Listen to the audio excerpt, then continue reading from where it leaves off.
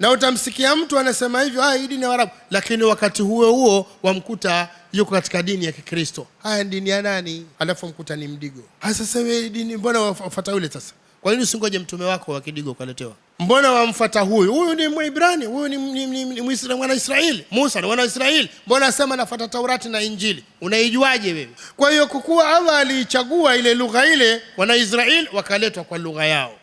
Ibrahim alitumwa kwa lugha yao. Kila mtume aliyetumwa, Nuh alitumwa kwa watu wao kwa lugha yao ili wamfahamishe. Lakini wengine wanaingia humo. Ndio maana hata lugha ya Kiarabu iliyokuja ni lugha tu Quraish. Sio lugha yote tu. Ni lugha tu Quraish.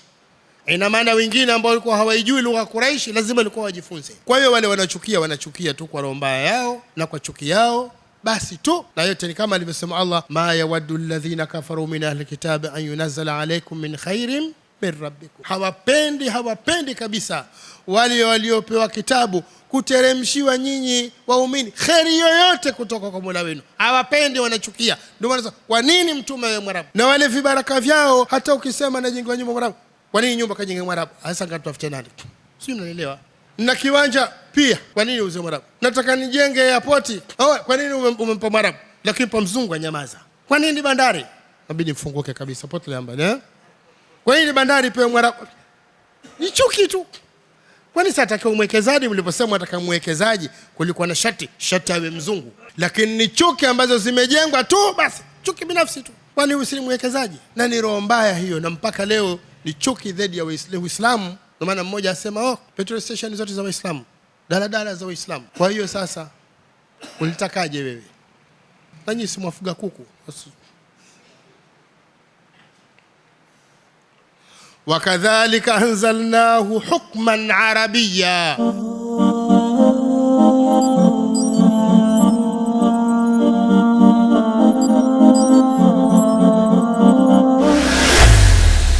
والصلاة والسلام على أشرف الأنبياء والمرسلين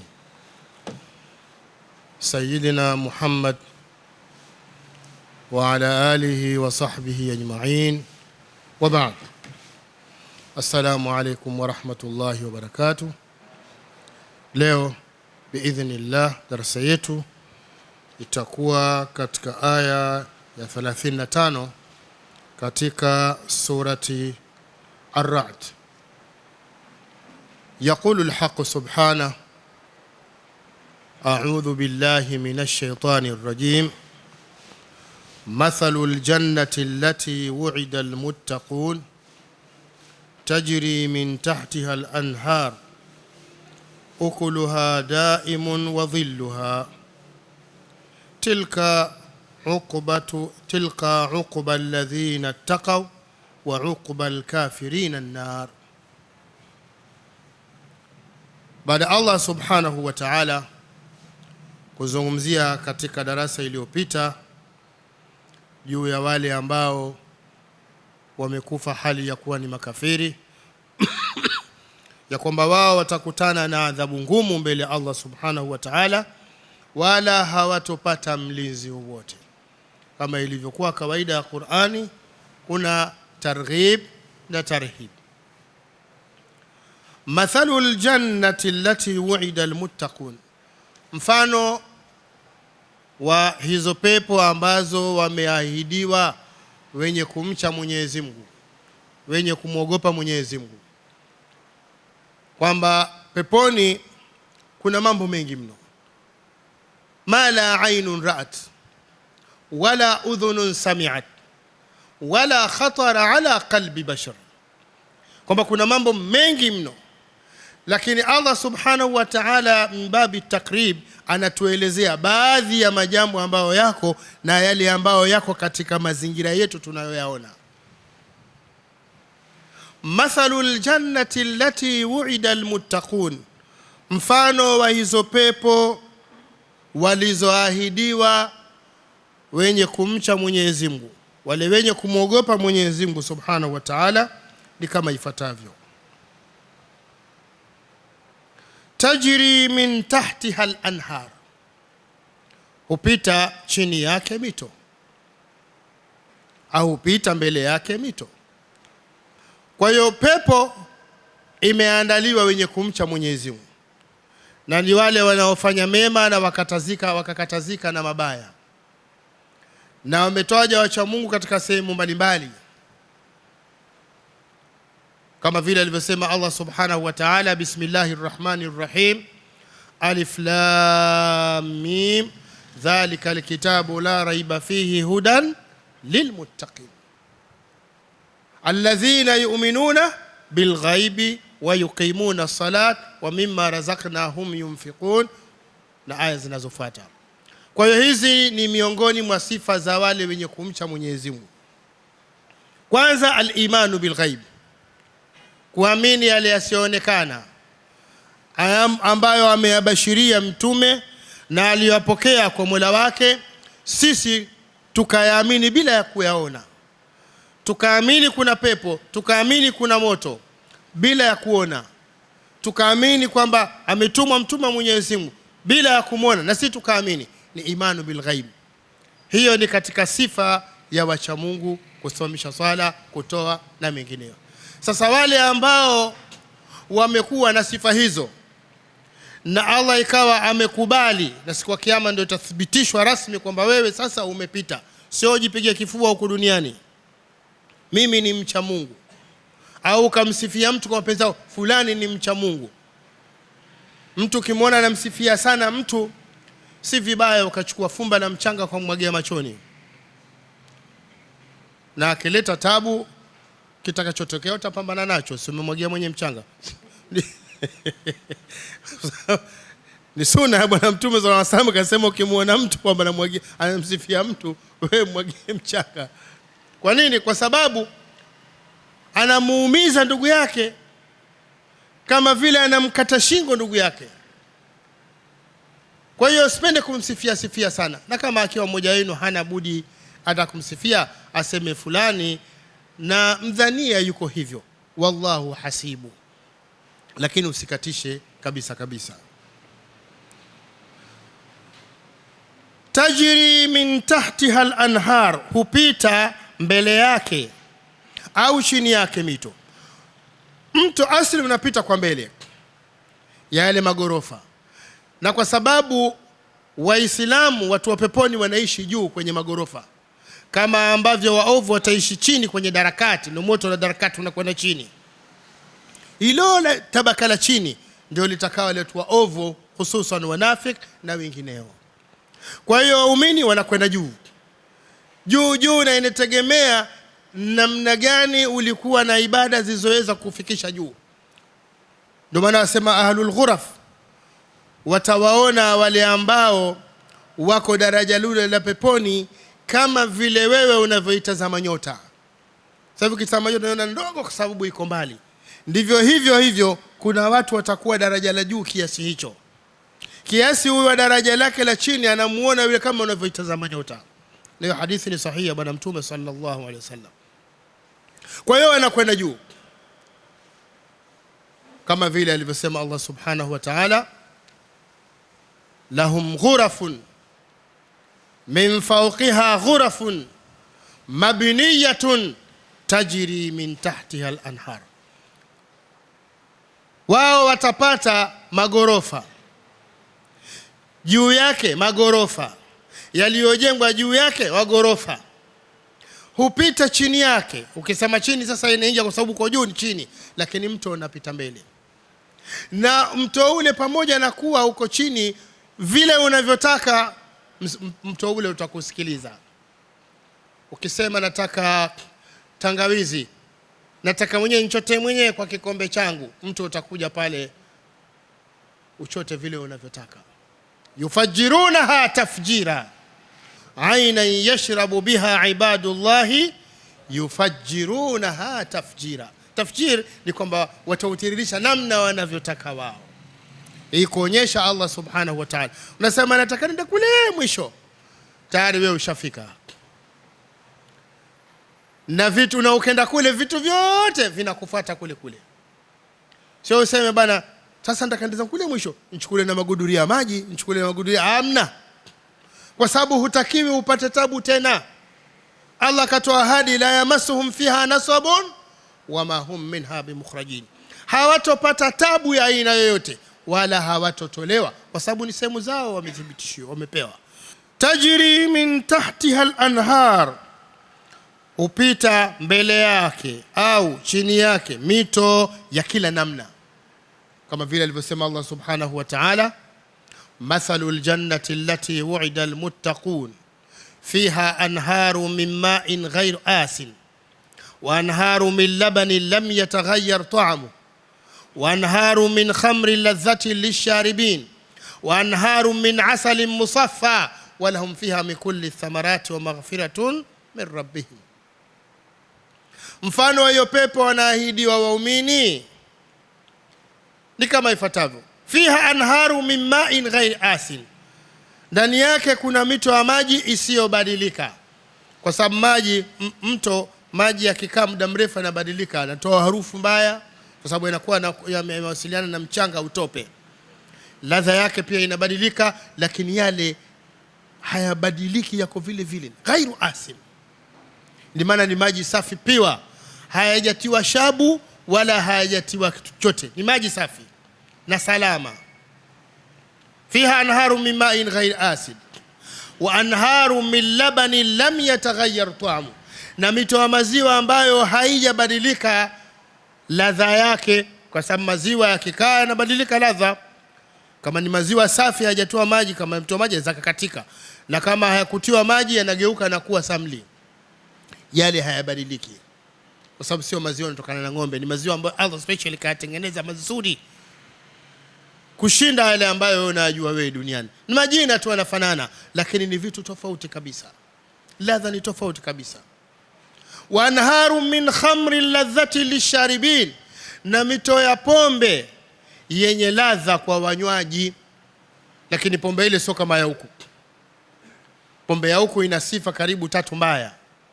Kwanza, inaumiza tumbo; pili, inaumiza kichwa; 3, inavuruga akili; 4, ina harufu mbaya.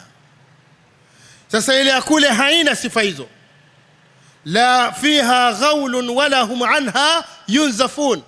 Ghaul ni maradhi ya tumbo, mara limekuzuka kwa sababu upiga maji, hasa ukipiga maji pombe yale ya vurugu, umekwenda kupiga kangara, umekwenda kupiga gongo, hata mapombe mengine yote kazi yake ni kuvuruga. Sasa kule pombe ile haiko, ni jina lakini haiko hivyo. Ladha lisharibin, ni tamu kwa wanywaji. Wa anharu min asalin musaffa, na mito ya asali ambayo tayari imekwisha safishwa, safi. Na hivi vyote ukiviangalia ni vitu hatari hivyo. Maziwa ni kitu hatari, maji safi ni kitu hatari, na asali hivyo. Ongeza kuna mito ya tangawizi. Hivyo vitu hivyo mchanganyiko wake, kama mgonjwa basi baridi inaondoka mara moja, inakutia ashki ya kuangusha ugomvi. Saa yote utaka ugomvi tu, nafikiri mnanielewa eh? Ndio maana Allah kavia na matunda. Tukasema wala hum fiha min kulli thamarat, watapata kila namna ya matunda. Ukuluha daimun wa dhilluha, matunda yake ni ya kudumu, ni ya milele, na vivuli vyake pia ni vya milele, yani havina muda kwamba vitaondoka. Ukuluha, matunda yake daim, ni ya kudumu. Nikuja hadithi ya Bwana Mtume sallallahu alaihi wasallam, anasema siku moja ilikuwa na salatul kusuf, ilikuwa na salatu suf. Sasa kama ilivyo katika sahihain, wakamwona Mtume anakwenda kama kusonga mbele kuchukua kitu, alafu akarudi. Baada ya swala akamuuliza Mtume, mbona leo umefanya jambo hatujawahi kuliona?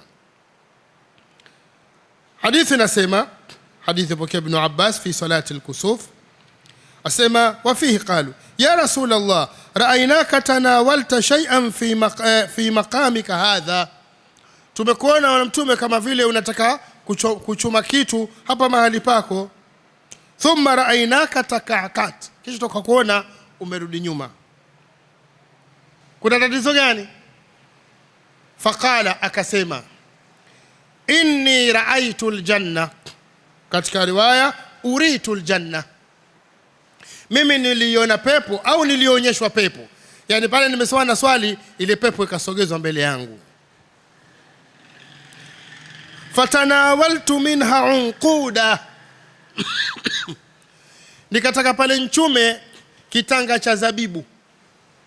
Pepo nataka ngoja nchume ili niwape jamaa zangu wale, lakini akazuiliwa. Akaambia umeonyeshwa tu, sio muda wake. Anasema Mtume, walau akhadhtuhu la akaltum minhu ma baqiyatid dunya, na lau ningechuma kile kitanga cha zabibu mngekula mpaka dunia ikaisha. Yani kila siku kila ziko pale pale, ni mwala tu ziko pale pale, hazishi, kuashiria kwamba vya peponi havishi. Kila ukiondoa limekuja tunda jingine, bali kuna riwaya jitunda moja kubwa, wala we nguvu yako likisha limerudi tena pale pale. Kwa hiyo kuonyesha matunda yake ni ya kudumu, na unakula nguvu yako haifiki siku kaambia bwana umekula sana we basi. Matunda ni mengi, kama ilivyo katika surat Al-Waqi'a, wa fakihatun kathira la maqtu'atin wala mamnu'a, na matunda mengi watakayokula ya kila namna, la maqtu'a, yasiyokwisha, yani hayana msimu kama duniani, wala mamnu'a, wala hazuiliwi mtu nani, kwa sababu pale ukishakabidhiwa ni pako, hapeshi kitu. Wa dhilluha, na vivuli vyake pia havishi, kama tulivyoona katika darasa iliyopita, innal ladhina amanu wa amilus salihati tuba lahum. Tukaona hadithi ya bwana Mtume kwamba mti huo ambao ni mti wa tuba, vivuli vyake anapanda mtu mwenye upeo wa kwenda kwa muda wa miaka 500 hajafikia mwisho.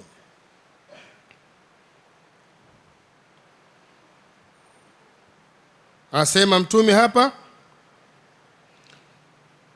kwamba mti huo, tunafikia hadithi tulichukua huko nyuma,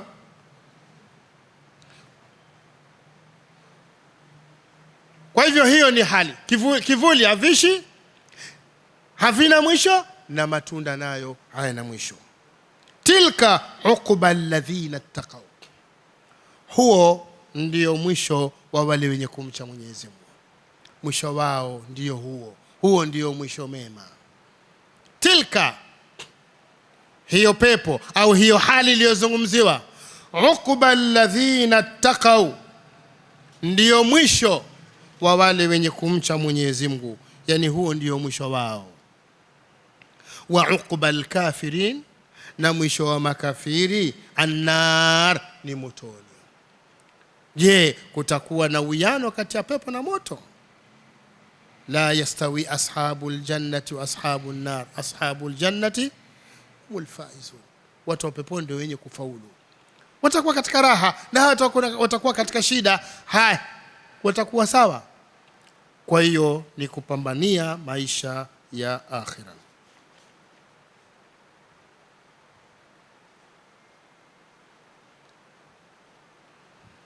Walladhina atainahumul kitab, na wale ambao tuliowapa kitabu, Mayahudi na Manaswara, ndio ahlul kitab, ndio walikuwa na vitabu Taurat na Injili. Walladhina atainahumul kitab yafrahuna bima unzila ilayka, wanafurahia kwa ulioteremshiwa, na ni wale wanavyoni walioamini kama vile kina Abdullah ibn Salam. Kwa nini? Kwa sababu wameyasoma kwenye Taurati, kwa sababu wameyasoma kwenye Injili, wamesoma taarifa za Mtume, na wanajua kama tulivyoona katika aya zilizopita, alladhina atainahumul kitaba ya'rifunahu kama ya'rifuna abnahum, wale tuwapa kitabu wanamjua Mtume Muhammad kama wanavyowajua watoto wao. Kwa hiyo wao wanamjua kwa sababu ametajwa katika Taurati, الرسول النبي الأمي الذي يجدونه مكتوبا عندهم في التوراة والإنجيل يأمرهم بالمعروف وينهاهم عن المنكر ويضع عنهم إسرهم والأغلال التي كانت عليهم. Kwa hiyo hayo wanayaona na wanajua kwamba Mtume Muhammad sallallahu alaihi wasallam katajwa katika vitabu vyao. Sasa hawa wanafurahi. Ndio maana Mtume alipoandika barua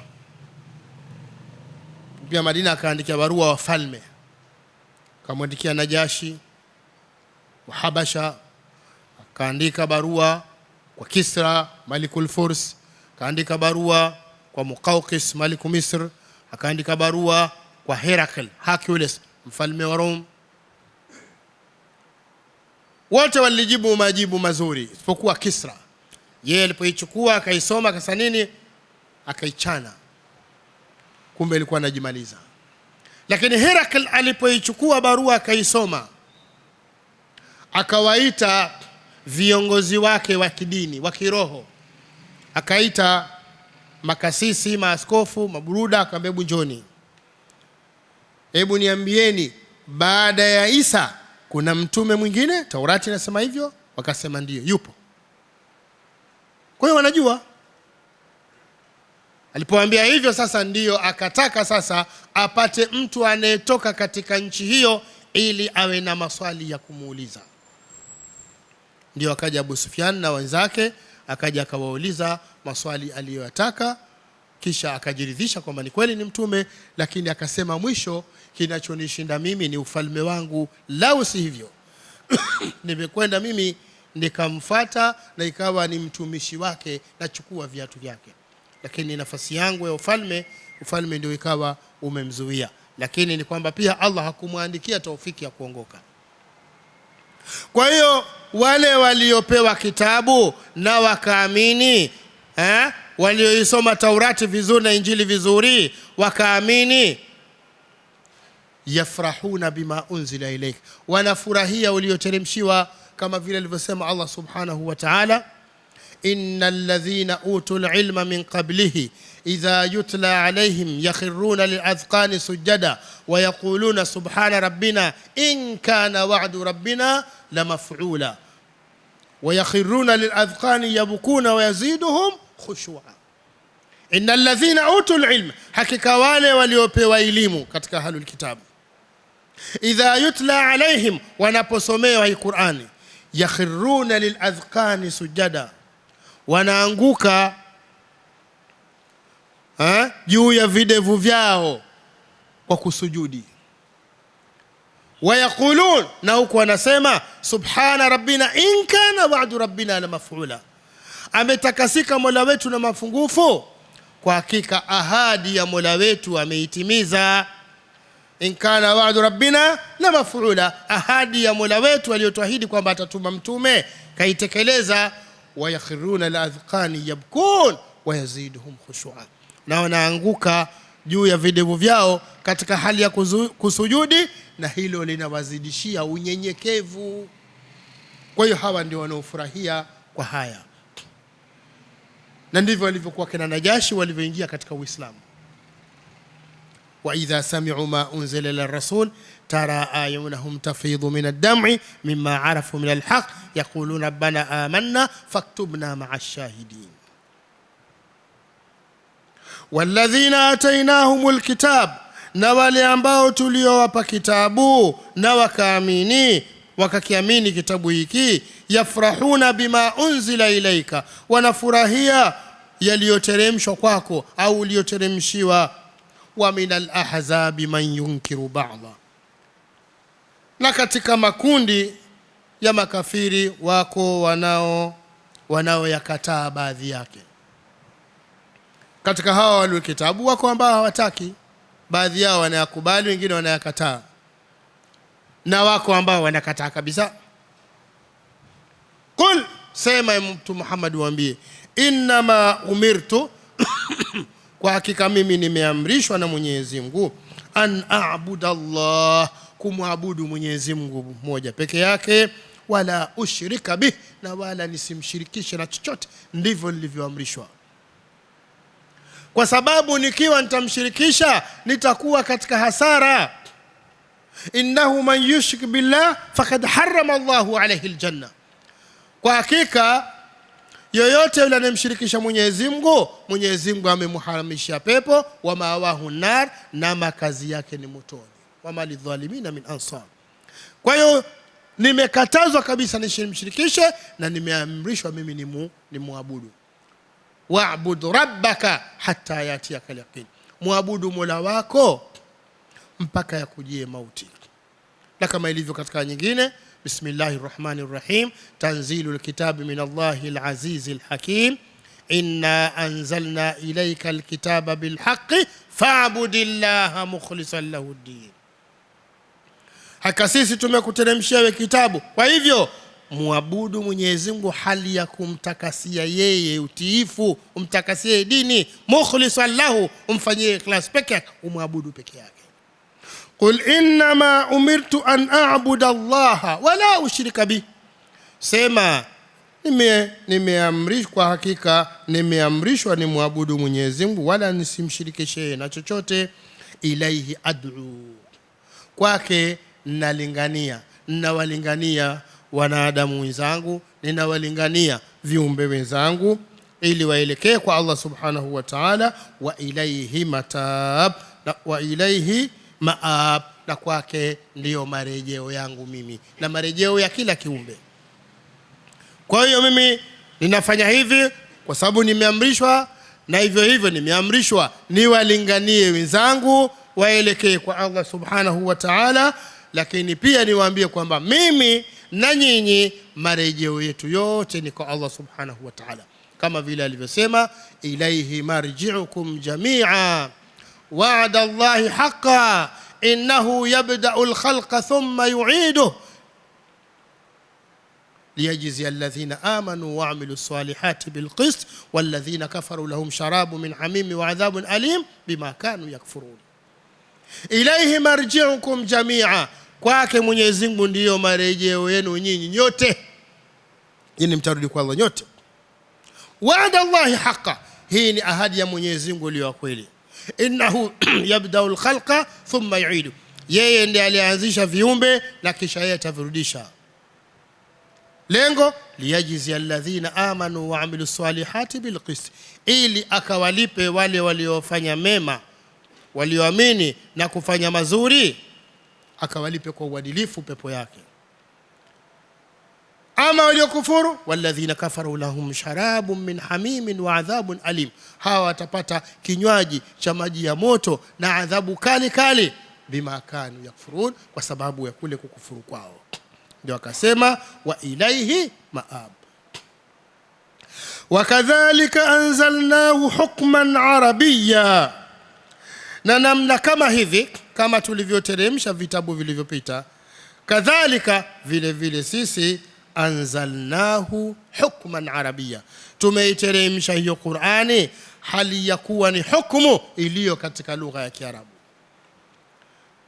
Na hilo ni chaguo la Allah subhanahu wa ta'ala, hufanya atakalo, akachagua lugha yoyote, akachagua kiumbe katika kabila yoyote, yeye mwenyewe akamchagua kuwa mtume wake, kama alivyomchagua Ibrahim katika watu wa Kildani, kama alivyomchagua Musa, Isa na wengine katika wana wa Israeli, na ndivyo hivyo alivyomchagua mtume Muhammad katika Waarabu. Ndiyo chagua lake. Na kwa kuwa kila mtume anatumwa kwa watu wake kwa lugha yao, kama ilivyo ayatu mbele, wa ma arsalna min rasulin illa bilisani qaumihi litubayyina lahum, na tukumtuma mtume yoyote isipokuwa kwa lugha ya watu wake, lugha watu wake kwa lugha yake yeye mwenyewe, ili aweze kuwabainishia. Lakini haimaanishi kwamba eti kwa sababu katumwa kwa lugha ya Kiarabu basi ujumbe huu na wahusu Waarabu tu, bali ujumbe wa mtume Muhammad sallallahu alaihi wasallam umeenea kwa watu wote. Na utamsikia mtu anasema hivyo, hii dini ya Waarabu, lakini wakati huo wamkuta yuko katika dini ya Kikristo. Haya dini ya nani? Alafu mkuta ni Mdigo. Sasa wewe dini mbona wafuata yule sasa? Kwa nini usingoje mtume wako wa Kidigo ukaletewa? mbona wamfuata huyu? Huyu ni Mwibrani, huyu ni Muislamu, mwana Israeli. Musa ni mwana Israeli, mbona asema nafuata Taurati na Injili? Unaijuaje wewe? Kwa hiyo kukuwa Allah alichagua ile lugha ile, wana Israeli wakaletwa kwa lugha yao. Ibrahim alitumwa kwa lugha yao. Kila mtume aliyetumwa, Nuh alitumwa kwa watu wao kwa lugha yao ili wamfahamishe. Lakini wengine wanaingia humo. Ndio maana hata lugha ya Kiarabu iliyokuja ni lugha tu Quraish, sio lugha yote tu. Ni lugha tu Quraish.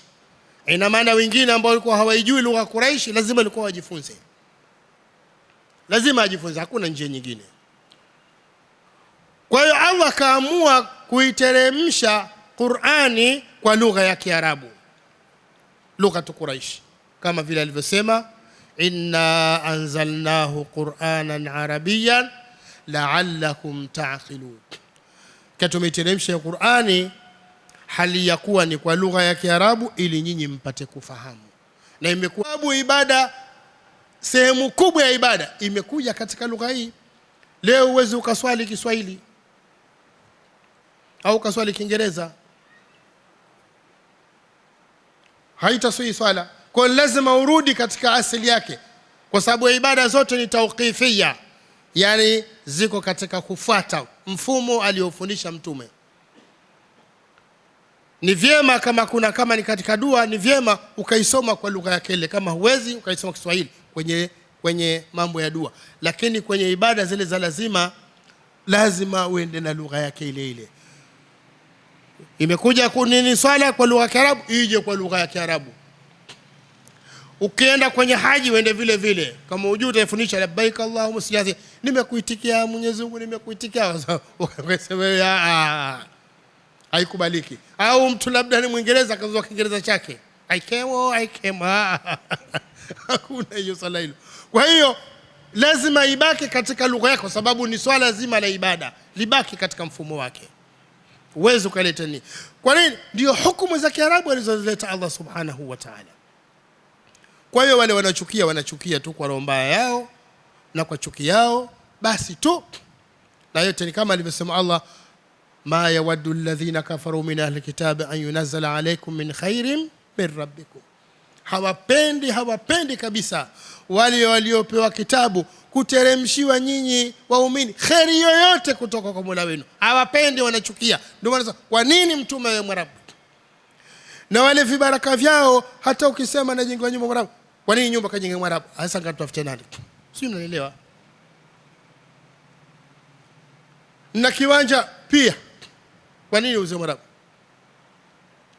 Nataka nijenge airport, kwa nini umempa Mwarabu? Lakini pa mzungu anyamaza. Kwa nini bandari? Inabidi mfunguke kabisa pote lamba, Kwa nini bandari pewe Mwarabu? Ni chuki tu.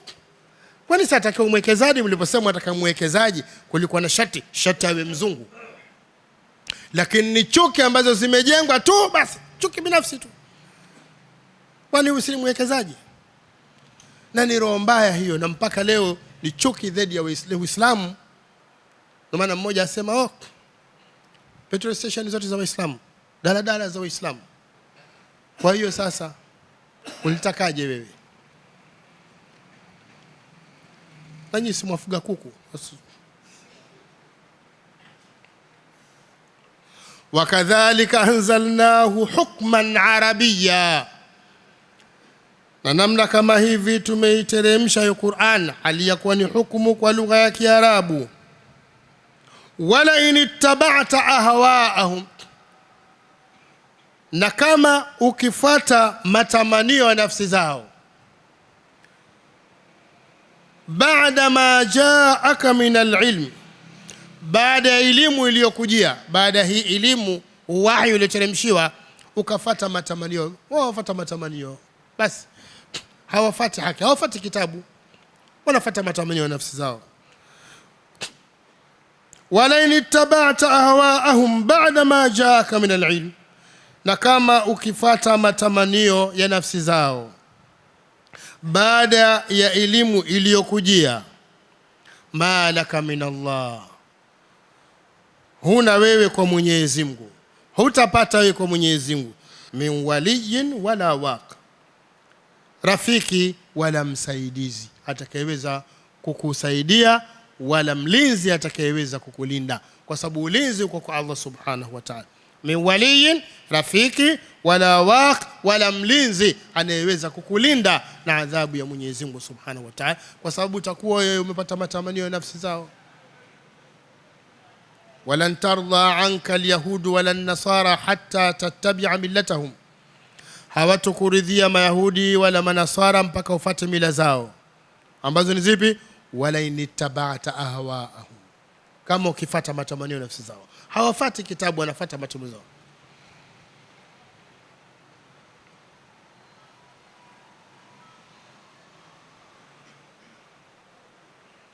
Walaqad arsalna rusula, kwa hakika tuliwatuma mitume, min qablik, kabla yako. Yani tuliwatuma mitume wengi kabla yako Mtume Muhammad, wewe ni wa mwisho, lakini tuna mitume wengi. Wa rusulan qad qasasna alayka wa rusulan lam naqsus alayka, wako mitume tuliyokusimulia kwa majina yao, lakini pia kuna mitume ambao hatukukusimulia, tumenyamaza kimya, lakini wengi zaidi. Hao tuliokusimulia ni machache kuliko ambao hatukukusimulia, ni wengi, kwa sababu katika kila umma tulituma mtume. Walaqad ba'athna fi kulli ummatin rasula, kwa hakika tulituma katika kila umma mtume. Walaqad arsalna rusulan min qabli, kwa hakika tuliwatuma mitume, tuliwaleta mitume kabla yako wengi kabisa. Waja'alna lahum azwajan wa dhurriyya, na tukawajalia na tukawafanya kuwa na wake na watoto, kama ilivyokuwa kawaida ya Mayahudi na mpaka leo wanaendelea. Ni watu ambao wana chuki na Uislamu. Leo nilikuwa naangalia kwenye mtandao, kuna mmoja kenda chinja nguruwe, kachukua kichwa cha nguruwe, akachukua msaafu kakibanisha kwenye kichwa, alafu ana wenzake, alafu wamewekewa ulinzi. Lengo ni kutaka kuwaudhi Waislamu. Sasa Waislamu walipoiona hiyo hali, wakenda kwenda kuchomoa ile msaafu, halafu akawaacha hawakufanya chochote. Basi tu ni chuki tu juu Uislamu. Kwani ndio ukichukua ukiuta kwenye mdomo wa nguruwe ndio watu wataritadi hao huko wote? Itawafanya hiyo waritadi au itawafanya Uislamu uwe dhaifu? Uislamu utabaki pale pale na wewe umebeba dhima mbele ya Allah subhanahu wa ta'ala. Wapi siju kule. Kwa hiyo walisema, mbona Muhammadi asema ni mtume, mbona yuko busy sana na wanawake, mbona kajitia majiko mengi? Kwa pia wachukia, jamani, si mtihani huu, na mtume yuko kajitia 9. Mbali wale wanaweza kuja, bwana mtume, mimi nimekuja nimejitoa kwako, unasemaje? Na Allah akamruhusu, wa mra'atan mu'minatan in wahabat nafsaha lin-nabiy in arada an-nabiy an yastankihaha khalisatan laka min dunil mu'minin. Pia umehalalishiwa mwanamke ambaye mwenyewe atajitoa kwa mtume, akijitoa kwamba mtume, mimi nimekuja unioe tu, basi tu niwe miongoni mwa first lady, mke wa mtume. Bi Aisha pia alikuwa anaona wivu, anasema, yani Mwenyezi Mungu bwana pia anakwenda na mapenzi yako hivi mwanamke atakujaje hapa akaanza kuponda ponda, yani mwanamke aje hapa asimame mbele yako aseme omi nataka unioe. Na siku mmoja akaibuka, pap, bwana mtume, nimekuja mimi nijitoe kwako.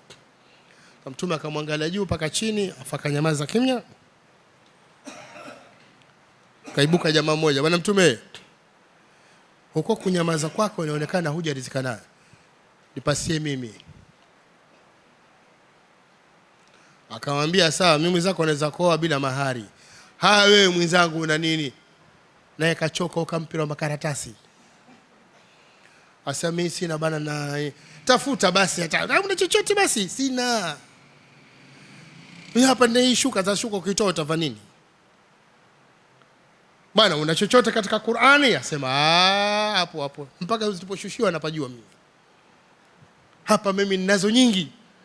Na surati al-Fatiha na al-Baqara na Imran na Nisa, na Al-Maida, na Al-An'am, na Al-A'raf, na Anfal, na Tauba, na Yunus, na Hud, na Yusuf, na Ra'd, na Ibrahim. Amwambia basi, haya nimekuozesha kwa hiki ulichokuwa nacho katika Qur'ani, nimekuozesha mahari yake, hicho unachokijua ukamfundishe, ukampe darsa mpaka ajue, maana ni mahari yanatimie, uende ukamsomeshe.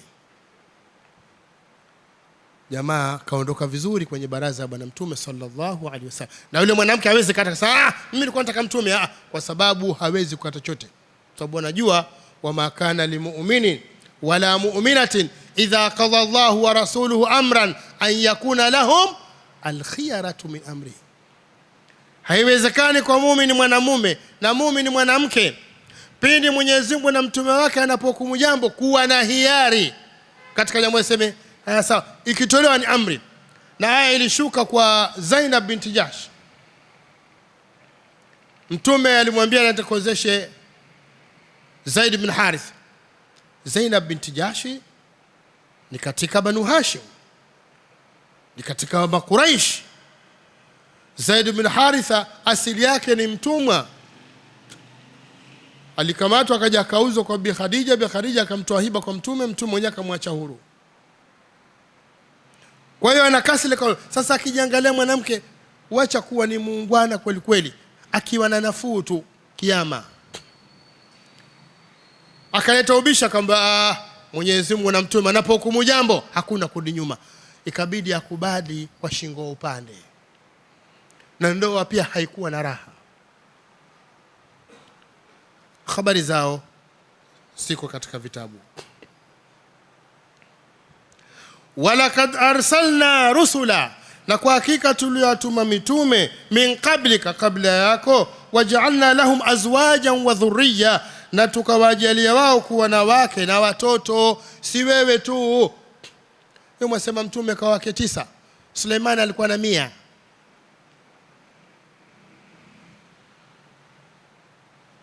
Asema aliapa siku moja akasema, nitawaingilia wake wote 100, na naamini kwa uwezo Allah wote watapata watoto, kila mmoja atakuwa na mtoto, na hawa wote watakuwa ni mujahiduna fi sabilillah. Wanasema hakusoma bismillah, hakusema insha Allah, hakupata kitu. 100. Haya mumwonea mtume 9, sisi tukaambiwa 4 tu mwisho.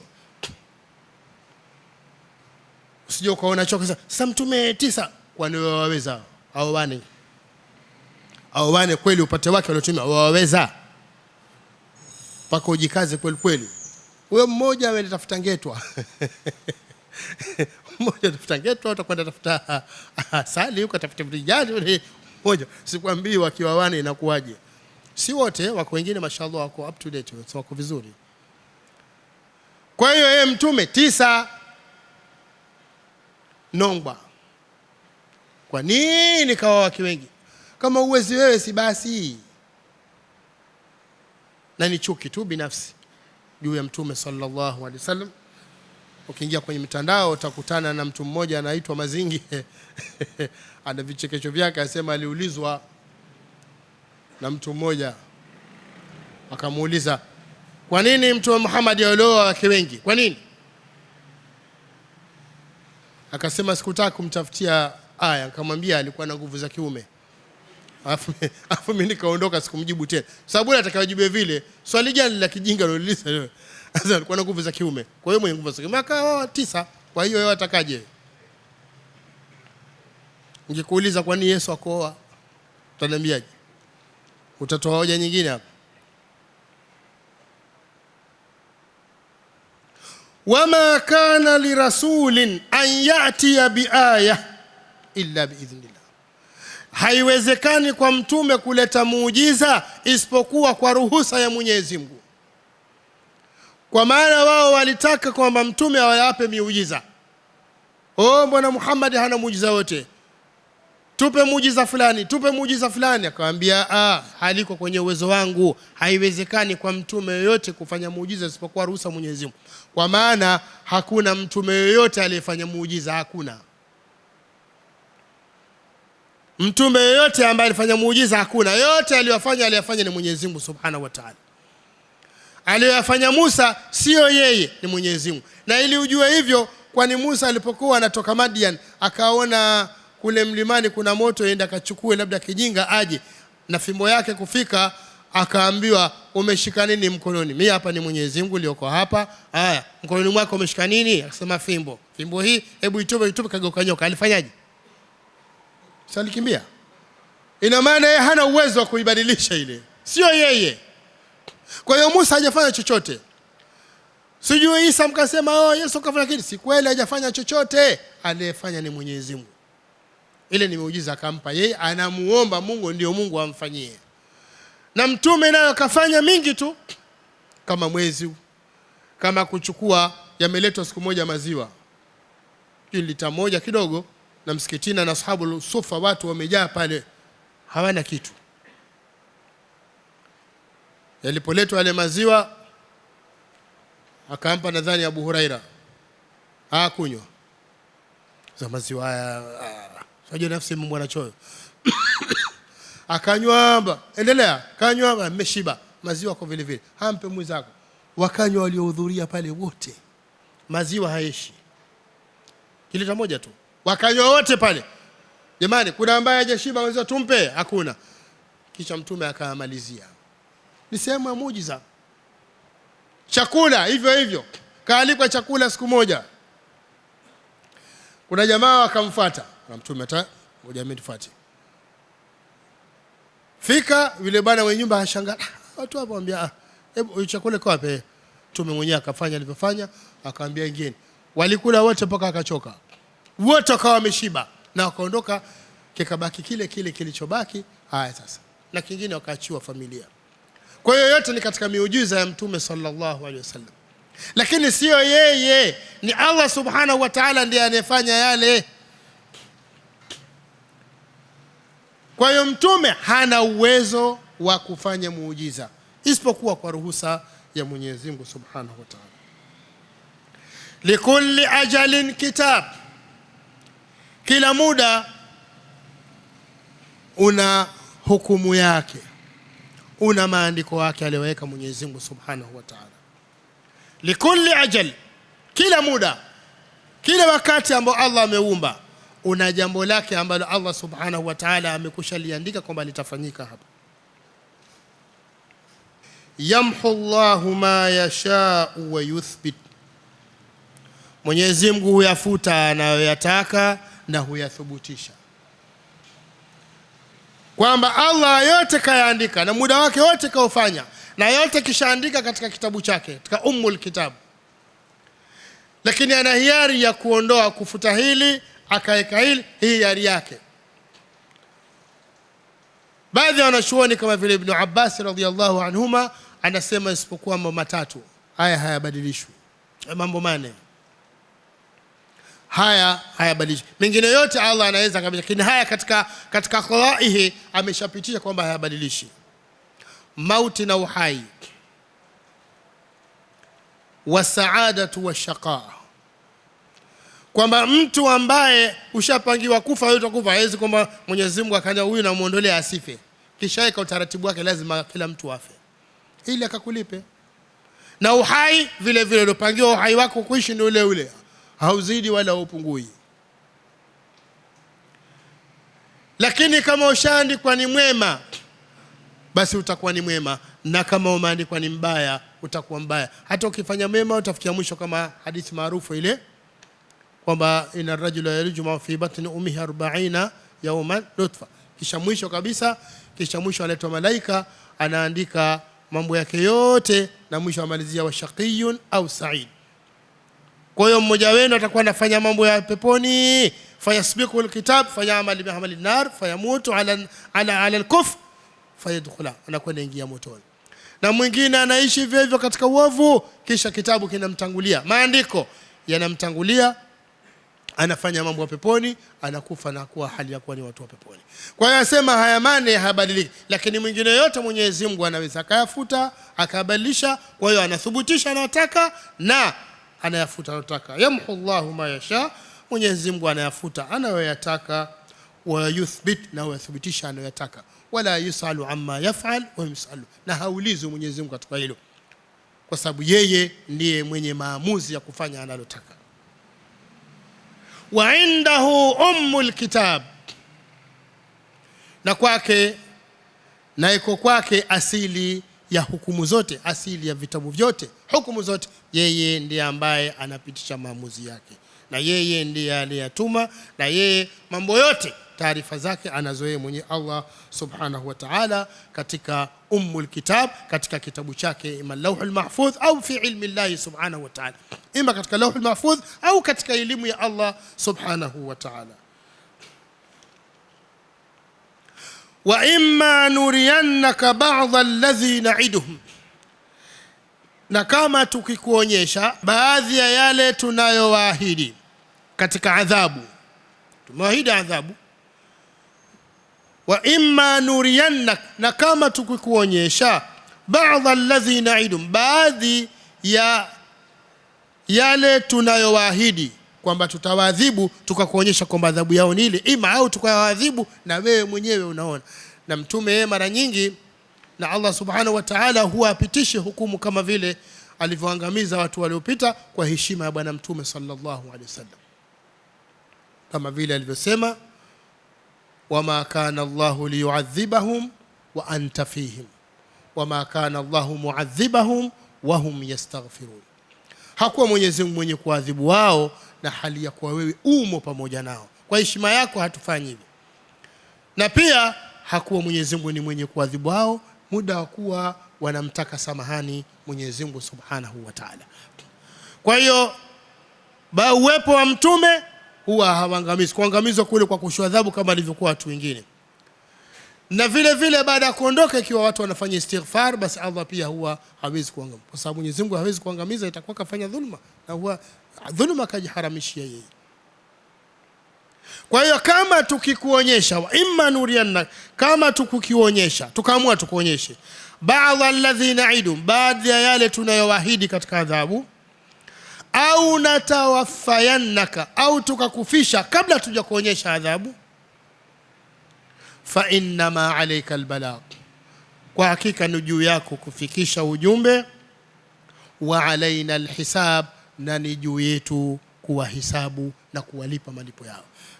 Kwa maana tukitaka tunaweza kukuonyesha, na tukitaka tunaweza tusikuonyeshe ukafa bila kuyaona, na hayo yote kwa Mwenyezi Mungu anaweza. Siku na majambo kaonyesha watu wanaadhibiwa, sikapita mtume katika makaburi mawili, kaona makaburi yale, kauliza kinana za makaburi, asema wale makaburi yale pale wanaadhibiwa, na walikuwa ni Waislamu. Na kuna sehemu nyingine, hadithi nyingine, yalipita makaburi ya shirika, sama yale makaburi ya shirika na wale wanaadhibiwa pale. Na akasema, lau si kwamba nyinyi mwazikana, ningemwomba Mwenyezi Mungu awaonyesha adhabu kabla. Kwa pita kwamba hebu waondolee pazia muone, msike kwenda zika tena. Maana ule mkongoto hapana, ungesema du, umwezea jamaa yangu, baba yangu nampeleka du. Lakini hikima ya Allah vitu vingine anavificha, ila yeye akamuonyesha. Akasema makaburi ya wale wanaadhibiwa, na hawadhibiwi kwa jambo kubwa sana. Mmoja ilikuwa kazi yake mfitina, kazi yake kumwaga ubuyu, achukua ya huku apeleka huku, achukua huku apeleka huku. Na mwingine alikuwa hajistiri na mikojo, ina maana akifika hakai vizuri, akamaliza akajisafisha. Mwingine akifika tu pengine atafika sehemu asimama, amwaga kamwagia matofari, alafu anakunguta tu anarudi safari. Mwingine inabaki ninamwagikia. Kwa hiyo ni moja katika adhabu. Kwa hiyo kuonyesha kwamba vitu vya hatari, ina maana tahara ni kitu cha msingi sana. Kwa hiyo mtume akaonyeshwa kama hivyo, na alikuwa Allah angetaka kumuonyesha angemuonyesha. Kwa hiyo anamwambia, kama tukikuonyesha yale tunayowaahidi, au tukakufisha kabla hatuja kuonyesha, kazi yako wewe ni kufikisha tu, sio lazima tukuonyeshe, na juu yetu sisi kuwahesabu. Kwa maana wewe hutalazimishwa, lazima watu wafate, sio wajibu wako. Wajibu wako ni kufikisha. Na ndio maana mtume katika hutuba yake ya muagano katika mlima Arafa alikariri sana ili neno ala hal ballaghtu. Kila anapozungumza alafu anarudia sema, anapomaliza jumla au paragraph anasema ala hal ballaghtu, jamani nimefikisha. Waliokuweko panaitikia Allahumma na'am. Anaendelea, jamani nimefikisha. Mwisho anasema Allahumma shahid, Mwenyezi Mungu shuhudia kwamba ujumbe nimeufikisha. Kazi yake imekwisha, kazi yangu mimi imekwisha. Ndio maana siku ile ilipoteremka Suratun Nasr, idha jaa nasrullahi wal fath, mpaka mwisho, shekhi wangu mmoja ananiambia watu walifurahi sana, wanasema lakini Saidina Abu Bakar asema ikawa analia. Wale wakashangaa, mara kumuuliza, mbona wewe walia na watu wanafurahi leo bwana? Jaa nasrullahi wal fath wa raita an-nas yadkhuluna fi dinillahi afwaja. Na sasa alhamdulillah watu wanamiminika wanaingia kwenye Uislamu. Ni faraja ya Allah kaileta. Kaambia hujaelewa wewe. Kazi ya mtume ni kufikisha ujumbe. Ikishafikia watu wanamiminika kwenye Uislamu, jibu lake nini? Kazi yake imekwisha, anaondoka. Ni maneno yanaingia akilini haya. Ingia kinda kweli. Ndio maana siku moja Saidna Umar alikuwa na kawaida ya kumuingiza Abdullah ibn Abbas katika maskani ya wazee. Yeye bado alikuwa ni mtoto, amekufa mtume, yeye bado ni mtoto kijana. Lakini kwa sababu aliombewa dua na mtume, kuna watu ambao mtume aliombea kama vile Abu Huraira alimshika kifua, ambao na mimi bana nahifadhi maneno yake na sahau. Mtume akamwombea dua, alikuwa kikiingia akitoki. Ibn Abbas ni miongoni mwa ambao mtume alimwambia Allahumma alimhu at-ta'wil, Allahumma alimhu at-tafsir. Sasa alipokuwa anakuja katika baraza wazee wengine wakanungunika, sasa Umar muingize huyo mtoto, kwa sisi tuna watoto wetu, mbona haji? Na Umar akawasikia, akataka watambulishe kwa nini ninamuingiza huyu. Ile maskani ile ya Saidna Umar sio maskani ya kunywa kahawa na kashata au kunywa kahawa na halua. Ni maskani ya dini, ni maskani ya kielimu. Pale ni masala ya kielimu tu. Akauliza swali, jamani kuna sura hii Suratun Nasr, akaisoma mpaka mwisho. Sasa jamani mnaijuaje hii? Ilikuwa yani nini maana? Allah alikuwa anakusudia nini hapa? Yule akasema ilikuwa ni bishara fathu, wakaeleza. Kama Ibn Abbas unasemaje wewe? Akasema ni qurbu ajali nabii sallallahu alaihi wasallam. Hii ilikuwa inatoa taarifa ya kukaribia kifo cha mtume sallallahu alaihi wasallam. Wazee wakashangaa. Sasa Umar akasema mimi pia najua kama unavyojua wewe. Yaani hii ndio sahihi. Ndio maana huyu kijana ninamuingiza. Nyinyi unamuona ni mdogo lakini ni mkubwa, ila nyinyi mmezaliwa kabla. Kama ulivyoulizwa Abbas, tumoja mzee Abbas, anta akbaru min rasul, wewe ni mkubwa au mtume? Sasa angalia Abbas alivyomjibu, akasema huwa al-akbar wa ana wulidtu qabla. Yeye ndiye mkubwa isipokuwa mimi nilizaliwa kabla yake. Huwa al-akbar wa ana wulidtu qabla. Yeye ndiye mkubwa lakini mimi nilizaliwa kabla yake. Yani alimpelekea kwamba kwa kuto kumshusha mtume akampa daraja vile vile. Huyo ndiyo mkubwa, ila mimi ni mkubwa kuliko yeye kiumri, lakini kielimu huyo ni mkubwa. Kwa hiyo alaina albala, alayka albala, ni juu yako kufikisha ujumbe na ni juu yetu kuwahesabu. Ndio maana siku ya kiyama hata kwenda ulizwa kwa nini fulana ni motoni. Inna arsalnaka bilhaqqi bashiran wa nadhira wala tusalu an ashabil jahim. Hakika wewe tumekutuma Muhammad mtoa habari njema na muonyaji, wala hutakwenda ulizwa habari za watu wa motoni. Kwa nini fulani kaingia motoni? Ni ujumbe wako ushafika basi. Awalam yarau, je hawakuona au je hawaoni, anna na'til ardha, ya kwamba sisi tunaifikia ardhi yao, nanqusuha min atrafiha, tunaipunguza katika mipaka yake. Tuliompa Muhammad inatimia.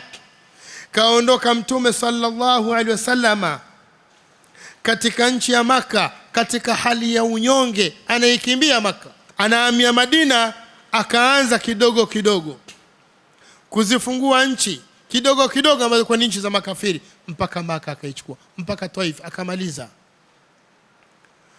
Umati wake ukaanza kusonga mbele, ukaanza kuichukua Fursi yote, ukaichukua sehemu kubwa ya Rum, kama hiyo Sham na wapi zote zilikuwa chini ya Rum, akaenda akaichukua mpaka Uturuki, mpaka Spain. Ardhi za makafiri zinapunguzwa. Hawaoni kwamba kuwa huyu ni mtume wa kweli? Hawaoni kwamba ni miujiza hiyo? Wallahu yahkumu la muaqiba li hukmi, na Mwenyezi Mungu anahukumu, hakuna wa kupinga hukumu yake. Hukumu ya Mwenyezi Mungu ndio ile ile kishapita. Wallahu yahkum, na Mwenyezi Mungu anahukumu kwa uadilifu. La muaqiba li hukmi, hakuna wa kuipinga hukumu yake anayoipitisha. Wa huwa sari'ul hisab, na yeye ni mwepesi wa kuhesabu. Hisabu akhira itakuwa ni hisabu yake ni nyepesi, lakini vile vile duniani kuhesabu kwa maana ya kuadhibu, anaweza akamwadhibu mtu wakati wote na wala hakuna cha kuzuia.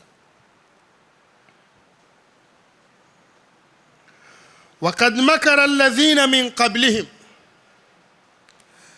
na kwa hakika walifanya hila mbaya watu waliokuwa kabla yao. Waqad makara alladhina min qablihim, na kwa hakika walifanya hila mbaya, walifanya vitimbi watu waliokuwa kabla yao. Sio hao watu wa Maka wanokufanyia Mtume Muhammad, waliotangulia pia waliwafanyia mitume vitimbi. Na siku zote makr ni kitu ambacho kinakuja na nia mbaya. Kwa Mtume Muhammad sallallahu alaihi wasallam, mwisho baada ya kuona mbinu zote zimeshindwa, wakakaa kwenye kikao chao kushauriana kumfanyia hila mbaya, wakakubaliana mwisho wa muue, kama vile alivyosema Allah subhanahu wa ta'ala, wa idh yamkuru bika alladhina kafaru liyuthbituka au yaqtuluka au yukhrijuka wa yamkuruna wa yamkuru Allah wallahu khairul makirin. Nakumbuka walipokufanyia hila mbaya, walipokufanyia vitimbi Mtume Muhammad, wale waliokufuru, imma wakufunge, yuthbituka wakufunge, au wakuue, au wakutoe katika nchi ya Maka, na wakafanya vitimbi vyao, lakini Mwenyezi Mungu akapindua vitimbi vyao. Na Mwenyezi Mungu ni mbora wa kupindua hila za wale wabaya. Hivyo hivyo kama alivyofanywa Nabii Saleh, wakapanga wa makaru makran wa makarna makran wa hum la yash'urun fandhur kaifa kana aqibatu makrihim anna dammarnahum wa qaumahum ajma'in. Kwa hiyo mitume waliopita walifanywa vitimbi ila mbaya za kudhuriwa, wengine wakafukuzwa, na ndio sunna mitume wengi walifukuzwa katika nchi zao. Kwa nini? Kwa uovu basi tu, watu wanachukia. Ibrahim kafukuzwa, akaondoka katika nchi yake, kaenda fia Palestina, wenyewe wanasema Gaza, kaenda Palestina, kaondoka Iraq, kwa asili yake ni mtu wa Iraq, Mkildani, na wengineo hao wote. Na Mtume Muhammad sallallahu alaihi wasallam kafukuzwa Maka, akaenda kaishia Madina, ikawa ndio mwisho wa maisha yake Madina. Waqad makara alladhina min qablihim, kwa hakika walifanya hila mbaya, walifanya vitimbi watu waliokuwa kabla yao, hawa watu wako. Falillahi almakru jamia, lakini hila zote hizo, kupendua hila zote hizo ni kwa Mwenyezi Mungu. Falillahi almakru jamia, lakini kupendua hila zote hizo ni kwa Mwenyezi Mungu. Mwenyezi Mungu ndiye alizipindua hizo hila, ndiye anayeweza kuzizuia. Hakuna linalopita ila Mwenyezi Mungu alitaka yeye. Kwa hiyo wakashindwa, na ndio maana wakafukuzana na mtume, na mtume akaingia sehemu ndogo katika Jabal Thawr, akaleta ulinzi wake, tena ulinzi mdogo kuonyesha kwamba nyinyi ni dhaifu sana. Akamleta buibui tu, Akatengeza uzi wake, akamleta, wanasema akaletwa njiwa manga, akaweka mayai yake, tayari pakaonekana kama ni sehemu ya zamani. Wakaja wakachungulia pale, hawakumuona, kuonyesha uwezo wa Allah subhanahu wa ta'ala. Na si hivyo tu, na hata alipotoka pale Suraka ibn Malik akapata habari kuna watu walipishana nao njiani, lakini hawamjui Muhammad. Walipofika wakasikia habari Maka, sasa tumekutana naye yuko hivi hivi. Suraka akamwambia, nyinyi hamjui bwana, msiongelee kitu ambacho kijui, hebu nyamazeni. Akamwambia kijana wake, mtolee farasi wangu. Akajua ndiye huyo. Kaambia kuna ngamia 100, ngamia 100 ni wapate. Akachomoka na farasi wake, akamkuta Mtume sallallahu alaihi wasallam. Kila kitaka kumkaribia farasi anazama mahali pakavu penye mwamba wa jiwe, enda ardhini. Amba jamani, basini mara 2 mara 3, ulikuwa hajakata tamaa, unajua maslahi yana tabu. Akasema basi mimi kwanza sasa hivi tumemaliza na nitakulindeni, yoyote nitakayemwona nitawaambia Muhammad hayuko, nishakwenda nimefuata ya habari hayuko. Akarudi, akamwambia basi rudi, wala kasiwaru Kisra. Tunaona sema utakuja vaa nguo za Kisra zile za kifalme. Mtume anaondoka Maka na kwenda Madina, akimbia Makuraishi, lakini anamwambia wewe utakuja vaa nguo za Kisra. Na kweli siku ilipofunguliwa fursa ikaletwa habari kwa Saidina Umar kwamba bwana Mtume alimpa ahadi kwamba atakuja vaa nguo za Kisra. Akamwambia lete, vaa. Akazivaa, akamaliza, akamwambia azivue. Akamwambia Mtume alisema mimi Mtume alisema utavaa, hajakwambia utachukua. Kwa hiyo zivue, ziweke. Ikathibitika ile ahadi aliyosema Mtume sallallahu alaihi wasallam miaka hiyo kabla hata halijatokea. Falillahi almakru jamia, na ni kwa Mwenyezi Mungu kupindua hila zote ni juu yake mwenyewe, kwa sababu hakuna litakalofanyika isipokuwa kwa ruhusa ya Mwenyezi Mungu. Ya'lamu ma taksibu kullu nafsin, anajua kila anachochuma kiumbe, kila nafsi inayokichuma anajua, iwe ya kheri iwe ya shari, iwe Mwenyezi Mungu anajua, kwa sababu yeye ndiyo msimamizi. Kama tulivyoona darasa nyuma, afaman huwa qaimun ala kulli nafsin bima kasabat, je, yule anayesimamia kila nafsi, kila kiumbe kwa kila anachokichuma, huyo si ndio wa kuabudiwa? Kwa hiyo Allah anajua huna utakachokifanya kama uko nje ya milki ya Allah. Wama takunu fi sha'ni wama tatlu minhu min Qur'anin wala ta'maluna min amalin illa kunna alaykum shuhudan idh tufiduna fi wama ya'zubu 'an rabbika min mithqali dharratin fil ardi wala fis samaa wala asghar min dhalika wala akbar illa fi kitabin mubin. Yasema ummul kitab. Huwi wewe katika jambo lolote, wama takunu fi sha'ni, na wala wewe usome katika wakati wowote wako Qur'ani, wala ta'maluna min amali, wala hamfanyi amali yoyote iwe mbaya iwe nzuri, illa kunna alaykum shuhudan idh tufiduna fi, isipokuwa sisi tunakuwa ni mashahidi wakati mnaposhughulika kufanya hiyo amali. Wama ya'zubu 'an rabbik, na halifichikani kwa Mola wako, hakuna kilifichikana kwake. Min mithqali dharra, chochote kile chenye mizani wa mdudu chungu au sisimizi, fil ardi wala fis sama, iwe katika ardhi au mbinguni, yote hivyo fi kitabin. Kwa hiyo hakuna utakachofichikana. Ndio maana akasema hapa ya'lamu ma taksibu kullu nafsin, anajua kila anachochuma kiumbe, yote anajua. Wasayalamu al-kuffara liman uqba ad-dar, na ni muda kidogo tu watajua makafiri ni wanani mwisho mzuri, watajua si muda mrefu. Wasayalamu al-kuffar, na watajua makafiri muda mdogo tu, liman uqba ad-dar, ni wanani mwisho mzuri wa nyumba ya akhira. Watajua si siku nyingi, kwani dunia na miaka mingi, watakwenda jua, na hapo ndipo watakuja tamani warudishwe duniani, lakini itakuwa jambo hilo limekwisha. ويقول الذين كفروا لست مرسلا, na wanasema wale waliokufuru wewe si mtume. Wayaqulu alladhina kafaru, na wanasema waliokufuru lasta mursala, wewe Muhammad si mtume, hujatumwa, bali wewe ndio haya yote umeyatunga mwenyewe.